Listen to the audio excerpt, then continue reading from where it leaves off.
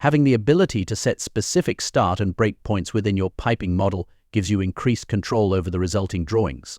For instance, when an algorithm divides a line into multiple sheets, such as 3 ISO drawings, Sheet 1, Sheet 2, and Sheet 3, you want to ensure that every time the ISO is generated, it consistently divides the line into the same sheets.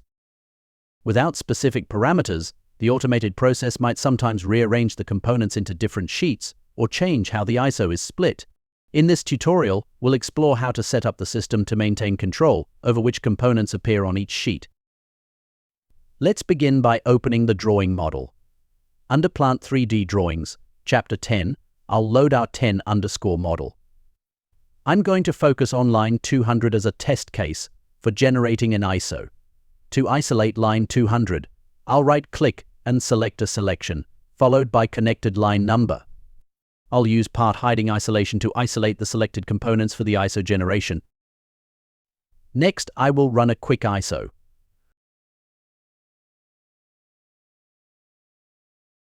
Right-click and choose the line number 200, then proceed to the Advanced tab.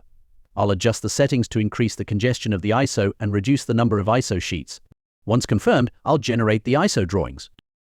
When the ISO is generated, let's check how the system splits the drawing arbitrarily.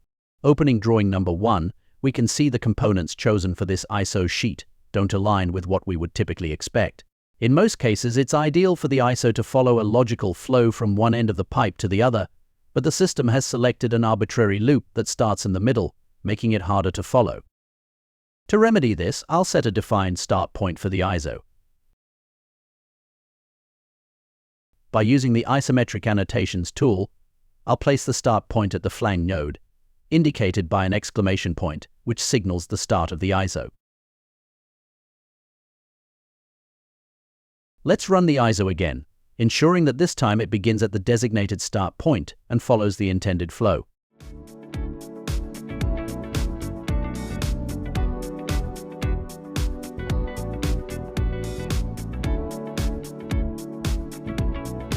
After generating the ISO, I'll check the results.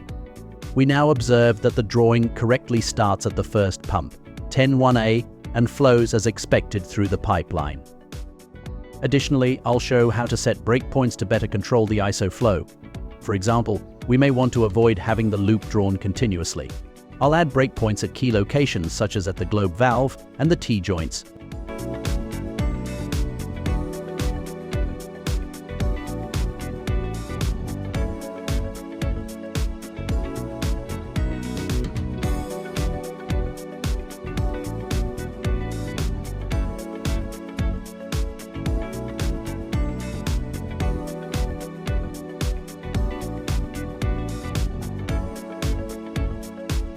By placing these breakpoints at strategic points in the piping model, the ISO will be divided into separate sheets accordingly.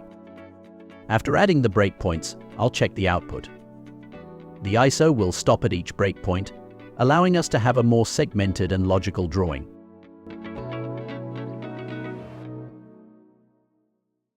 Finally, when running the ISO, we now see that the output has been split as desired into 4 drawings. The start point and breakpoints allow us to control how the system divides the line, resulting in a more structured and understandable ISO output.